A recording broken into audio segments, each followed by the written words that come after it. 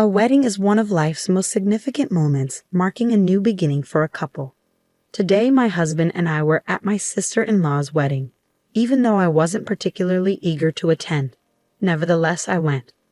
As the reception continued and course after course was served, I found myself with a child's meal in front of me while everyone else enjoyed sophisticated French cuisine. I was inquiring about the mix-up when my mother-in-law approached me with a sly grin. "Are you enjoying the wedding?" she asked, glancing down at my plate. Before I could answer, my husband spoke up. "My name is Olivia. I'm 32 and run my own clothing company. My husband William is 34. We married 3 years ago after meeting at a department store where he worked as a security guard. Among the older guards, he stood out with his youth and athletic build. I was 27 at the time, and he was 29. After marriage, I discovered he was a former firefighter who had to retire early due to a lung injury. We met every time I pitched my products at the store, and he eventually asked me out to dinner. I was single at the time, and one thing led to another until we were married 2 years later. Life with my husband is fulfilling. We rarely argue, though our busy work schedules mean little time together.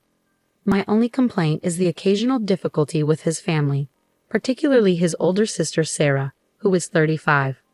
Our story with Sarah began on a rare day off we both managed to secure. "Let's go shopping since we have the day off together," my husband suggested. "That sounds perfect. I need new shoes anyway."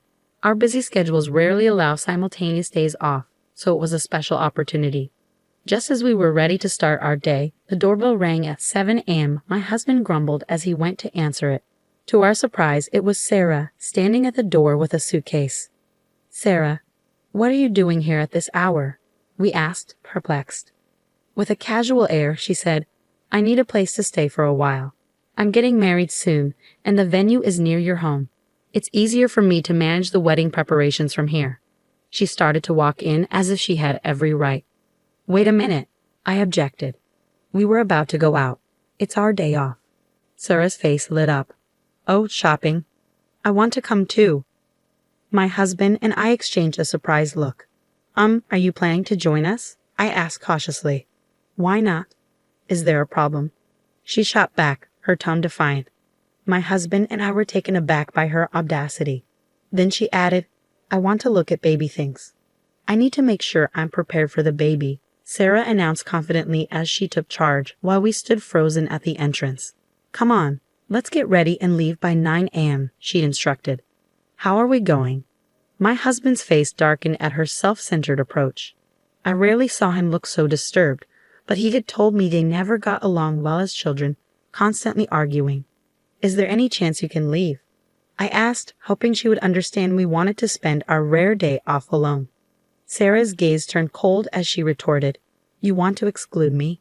You're from a single mother family, right?" "Yes, but what does that have to do with anything?" I responded. "Figures. I've known some people from single mother families and they lack empathy. They look down on others," she sneered. The irony of her statement struck me as she looked down on me while claiming my background made me judgmental. Her narrow-minded view infuriated me. That's prejudice. I'm not like that. And even William is uncomfortable. I glanced at my husband, who was glaring at his sister. "What's wrong, William? Anything to say to your sister?" She taunted. "Yes, please just go home," he said firmly. "Fine, but don't come crying to me later, especially you, Olivia," she said as she left. "Thanks for the warning," I replied nonchalantly. With Sarah gone, we had breakfast and went to the nearby mall. However, our luck hadn't changed. After shopping, we rested on a bench when we unexpectedly ran into Sarah again. "Look who it is, the same too," she said with a smirk. "Guess we ended up in the same place," my husband muttered. Then we heard a familiar voice calling Sarah's name. It was my mother-in-law. "Sarah, let's check out those luxury bags over there," she said as they approached us. "William and Olivia, you too," she said, noticing us. My husband sighed, sounding worn out. I felt the same way. Dealing with Sarah was challenging enough, but my mother-in-law only made things worse. Her attitude was unpleasant, and she quickly displayed it. "Is that a bag from Infinity Tread Shoes?" she asked, pointing at the bag my husband was holding. "Yes, it is," he replied. Mother and daughter exchanged knowing glances and laughed. Since when do you wear such cheap shoes? They teased, gesturing at their matching luxury brand shoes. Choosing the wrong partner brings misfortune, they added with contemptuous looks directed mostly at me. It was clear I was the main target of their disdain. You talking about me? I challenged. I blurted out impulsively, how much do you earn? My sister-in-law smirked and replied, I wondered if we're dodging the question. She then proceeded to hurl insults at me. My husband intervened, saying, enough, Mom. Your constant boasting about wealth is embarrassing and annoying. His anger was palpable. I had never seen him so furious. Despite his authoritative voice, it seemed to have no effect on them.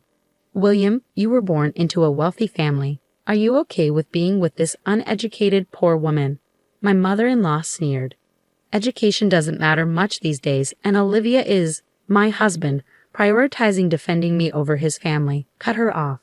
His support filled me with happiness and strengthened my trust in him. But before he could finish, they interrupted him. That's not true. Dad got his job at a major company because of his education. He's even the vice president now and will soon be president. William, you graduated from a famous university, and yet you're with a woman like this. You've really fallen, my sister-in-law retorted. They treated me as an outsider, steering the conversation their way despite my husband's rebuttal. They showed no remorse, and their nature seemed utterly rotten. How much do you earn, by the way? I attempted to ask. But before I could finish, my sister-in-law cut in, mocking, wait, $120 a month. She laughed and continued, sorry, I should have been more considerate. That must be tough, especially for a dropout. Hey, enough. My husband tried to interject, but my sister-in-law placed a hand on his shoulder and said, well, good luck.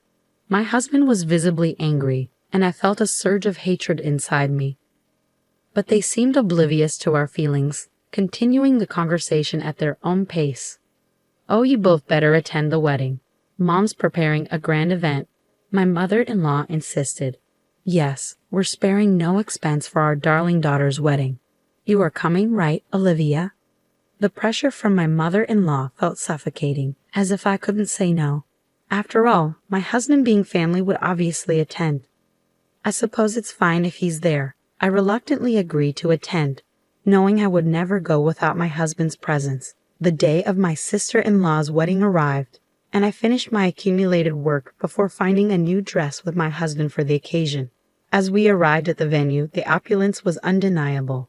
The luxurious hotel, expansive ballroom, extravagant decorations, and the enormous wedding cake all spoke of lavishness.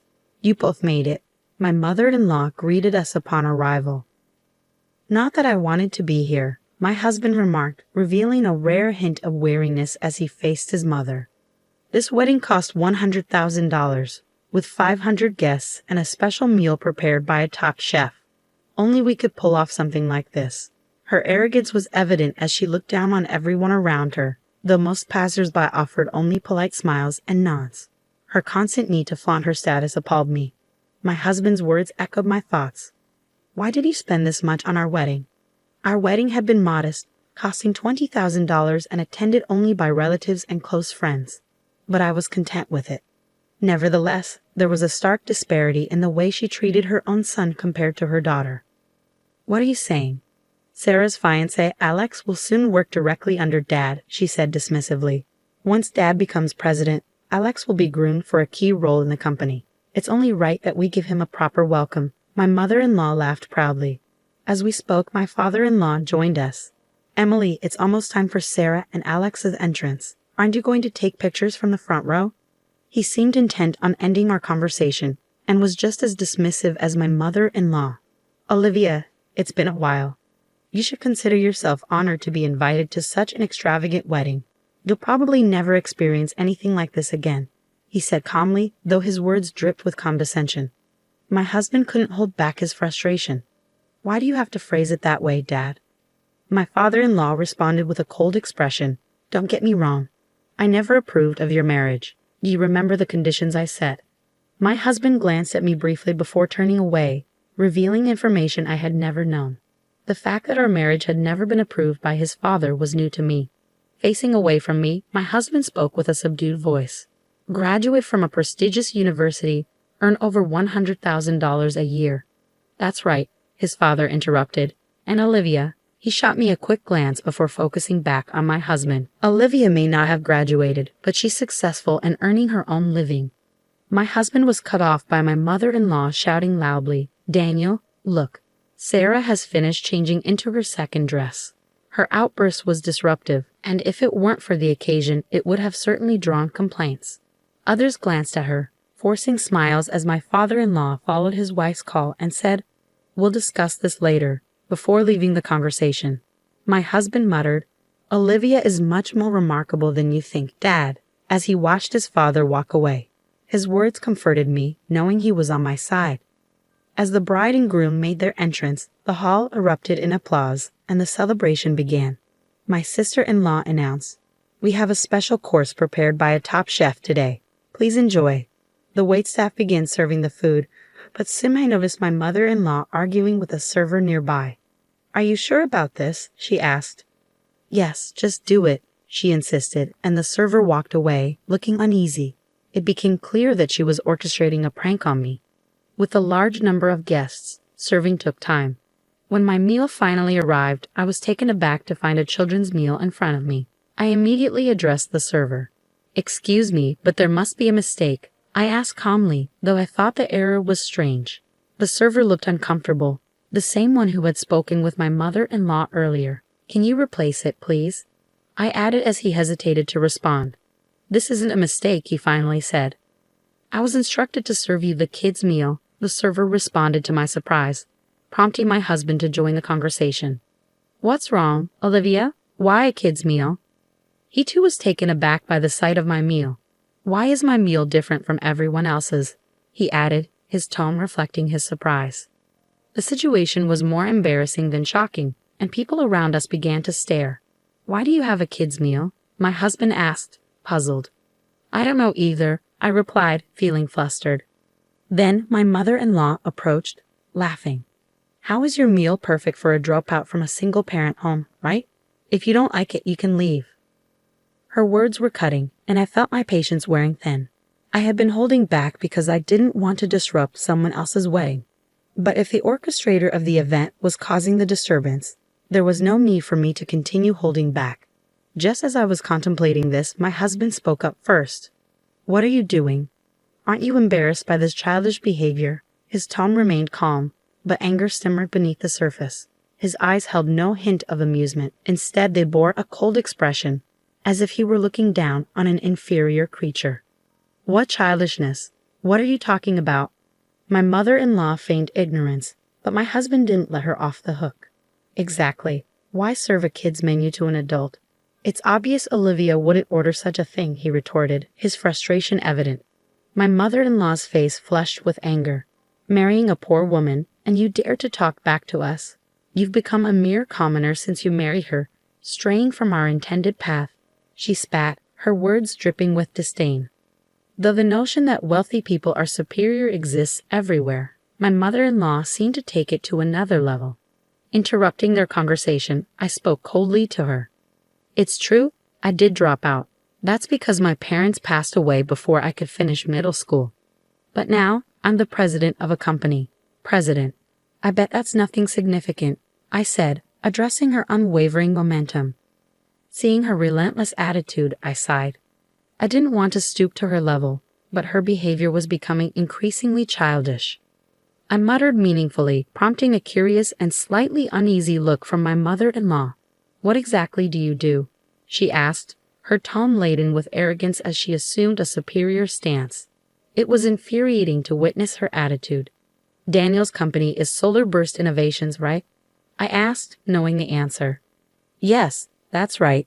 And he'll be the next president, she confirmed, a touch of pride in her voice. Is that so? By the way, the current president, Morgan, is a major client of my company. The socks distributed in his company each month are commissioned directly to my company by Morgan himself, I revealed. My mother-in-law was momentarily stunned into silence. The socks I referred to were renowned for their comfort, even after extended wear, developed by my company. Originally designed for t-shirts, the technology had expanded to encompass all clothing types. Morgan personally endorsed our socks and provided them to his entire company, solidifying a close professional relationship with him. As a result, while you may boast about your husband becoming the next president, if I inform Morgan about your behavior, that dream may never become a reality. I continued. Her face paled as she grasped the implications, her confidence evaporating. You know him, the president of my husband's company, she stammered. Indeed. Did you know Morgan didn't even finish high school? He fits the profile of the uneducated you so despise. Shall I relay your thoughts on education directly to him? I asked pointedly. Please no. Don't do that, she pleaded, her arrogance completely crumbling as she realized her power was in jeopardy. My father-in-law rushed over, his expression tense. I repeated the same threat to him. Daniel, I'll advise Morgan against making you the president. Please don't do that. If that happens, we'll struggle financially, he begged, his pride forgotten. I remained calm as I confronted both of them, my resolve unshaken. Around us, the crowd began to murmur, sensing the tension at our table. My sister-in-law approached, confused by the scene. What's all this fuss about? I answered bluntly, Sarah, I make over $120K a year. My business is stable. I didn't get a chance to tell you the other day because you interrupted our conversation. Her face twisted in shock, her confidence visibly faltering. After standing up to my in-laws, they seemed to be left hollowed out by my revelations. So everything we've done to you, yes, was nothing but harassment, I cut in, and it threatens Daniel's position. As I declared this, my mother-in-law's demeanor shifted dramatically. She dropped to the floor, clasping her hands in desperation. I'm sorry, please forgive me. I was taken aback by her swift submission but felt no inclination to forgive them. No, I won't. You've judged and insulted people based on appearances. You must face the consequences. We've nearly exhausted our savings on this wedding. If I don't become president and get a higher salary, we'll struggle financially, my father-in-law added, joining his wife on the floor. My sister-in-law looked on with a helpless expression. Dad, you're out of money. Yes, he replied, his voice barely above a whisper. I spent all my resources on this wedding as a gift to the two of you. What about our honeymoon funds and Alex's promotion? Her voice quivered, but she was only concerned about her own deteriorating situation. She hated being knocked down from her pedestal and constantly relied on others instead of trying to find solutions on her own. Wait, you bragged about your wealth and were planning to fund your honeymoon with your parents' money? How embarrassing, I retorted. What did you say? My sister-in-law shot back, but she had no argument. You all claim to be wealthy, yet you rely on others and boast about your status. Real wealthy people and celebrities don't flaunt their wealth, I declared. You're nothing but pretenders. Know your place. My harsh words left them deflated, and my husband murmured his admiration. The wedding could no longer proceed as planned, so we left the event early. Later, I explained the situation to Morgan. So it wouldn't be in your best interest if Daniel became president, right? Exactly, I confirmed. Don't worry, I won't forgive Daniel for insulting you, nor will I promote him. Maybe I should transfer him to an overseas branch instead. Morgan laughed as he spoke. A week later, my father-in-law rushed to us, pleading, please convince Morgan to cancel the overseas transfer. His desperation was evident. Morgan was serious about transferring him to another branch, and when I heard it was Brazil, I almost burst into laughter. In the end, Morgan did not reverse the transfer, and my father-in-law, unwilling to go to Brazil, resigned from the company. Additionally, my sister-in-law's fiancé found himself caught up in the chaos. First, the wedding was a disaster, then the promised position at the company fell through. He had relocated from Italy to America for the wedding, only to be embroiled in this absurd drama. As a result, my sister-in-law's wedding was called off, leaving her in great shock and even requiring hospitalization. My mother-in-law, affected by her husband's downfall and her daughter's mental breakdown, lost all her hair and now appeared aged beyond her years. As my husband observed, the lives of these three people who had freely insulted others lost their luster in an instant, much like a diamond revealed to be nothing more than a lump of carbon. The supposed opulence of my in-laws was merely a facade. Just as life can hinge on a single event that influences the future, this moment profoundly affected them. As for me, I used my savings to prepare for building my dream home with my husband. While my in-laws' lives became increasingly difficult, My business thrived, generating growing profits. Additionally, with the calmness returning to our lives, I discovered I was pregnant. With financial stability and a growing family, we may seem like celebrities to my in-laws now. But I vow to remain humble and live happily with my husband and our future child, never succumbing to arrogance.